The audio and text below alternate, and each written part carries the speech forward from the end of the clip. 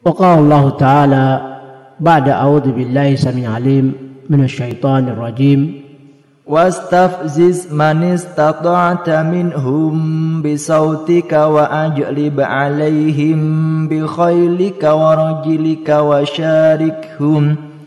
ورجلك وشاركهم في الأموال والأولاد وعدهم وما يعدهم الشيطان إلا غرورا.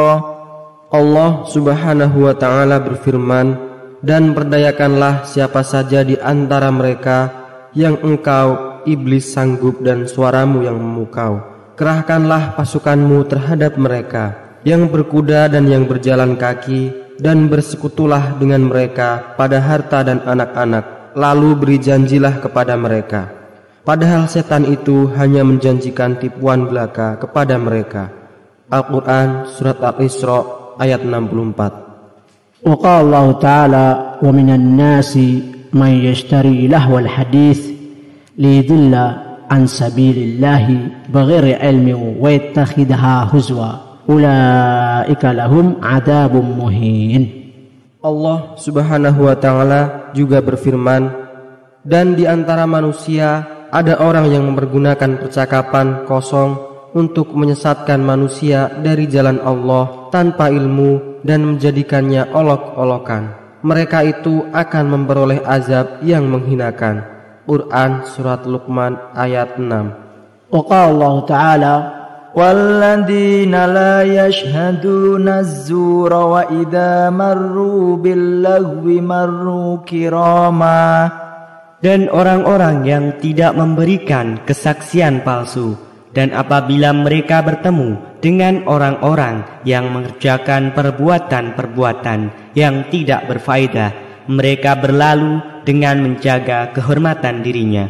Quran Surat Al-Furqan ayat 72. جاء في صحيح البخاري عن أبي مالك الأشعري أن النبي صلى الله عليه وسلم قال لا يكونن من أمتي أقواما يستحلون الحر والحرير والخمر والمعازف. Imam Al-Bukhari dalam kitab sahihnya meriwayatkan secara mu'allaq dari Abu Malik Al-Asy'ari bahwa Nabi SAW bersabda, akan ada di antara umatku segolongan orang yang menghalalkan perzinaan, sutra, khamr dan musik. Hadis riwayat Al-Bukhari dalam Fathul Bari. Perbuatan menghalalkan tidaklah dilakukan melainkan pada sesuatu yang haram.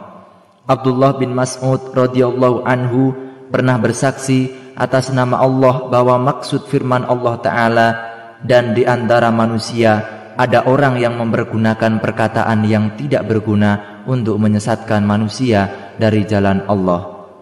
Quran Surat Luqman ayat 6 adalah nyanyian sebagaimana disebutkan Ibnu Katsir dalam tafsirnya. Rasulullah Shallallahu Alaihi Wasallam juga pernah melaknat suara seruling. Beliau mengatakan, sautani mal'unani fid dunya wal akhirah, mizmarun inda ni'matin warannatun inda musibatin.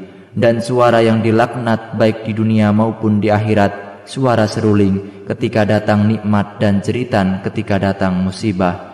Hadis riwayat Al-Bazzar dan Ad-Diya Sahih Jami' As-Shaghir. Para ulama terdahulu telah menegaskan haramnya alat musik seperti mandolin dan kecapi. Jenis lain yang juga diharamkan, bahkan lebih berbahaya, adalah semua jenis alat musik modern. Di antaranya adalah piano, gitar, biola, harpa, dan trompet. Ini karena suaranya lebih keras, pengaruhnya lebih besar, bahkan bisa memabukkan dibanding alat-alat musik terlarang zaman dahulu. Tingkat keharamannya semakin tinggi jika alat musik tadi diiringi bidu wanita atau penyanyi. Dan bila lirik lagu itu membangkitkan rasa rindu, asmara, cumbu rayu, dan menyifati kemolekan tubuh perempuan, maka keharamannya makin tinggi dan tidak diragukan lagi karena pengaruh negatifnya lebih besar. Di samping itu, sebagaimana ulama berkata, innal ghina'a yurituz zina wa innahu yumbitun nifaqa fil qulub. Nyanyian adalah pengantar zina dan ia menumbuhkan kemunafikan di dalam hati. Dengan banyaknya penyanyi, pemusik, dan biduanita yang berfantasi lagi berimprovisasi pada alat-alat musik terlarang, maka jadilah lagu dan musik sebagai fitnah serta godaan terbesar zaman ini. Ja'a rajul ila Ibn Abbas fasa'ala an hukum ghina. Faqala Ibnu Abbas, ara'aital haqq wal batil idza jaa yaumul qiyamah fa aina yakunul ghina? Faqala rajul, yakunu ma'al batil. Faqala lahu Ibnu Abbas, idhab faqad aftaita nafsak. Datang seorang laki-laki pada Ibnu Abbas, maka bertanyalah laki-laki tersebut tentang hukum nyanyian. Maka Ibnu Abbas berkata, ketahuilah hak dan batil andai kata datang di hari kiamat nanti, di manakah keberadaan nyanyian itu? Maka laki-laki itu berkata, sesungguhnya nyanyian itu bersama dengan kebatilan. Ibnu Abbas berkata kepada laki-laki itu, pergilah engkau, karena engkau telah menjawab pertanyaan kamu sendiri.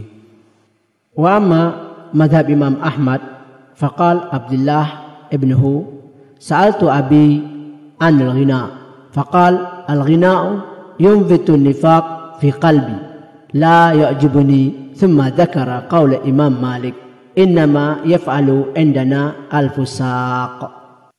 Dan dalam madhab Imam Ahmad, berkatalah Abdullah anaknya, saya bertanya kepada ayahku tentang nyanyian, maka dia menjawab, nyanyian menumbuhkan nifak di dalam hati, saya tidak menyukainya. Kemudian saya mengingat perkataan Imam Malik, sesungguhnya yang melakukannya adalah orang-orang fasik.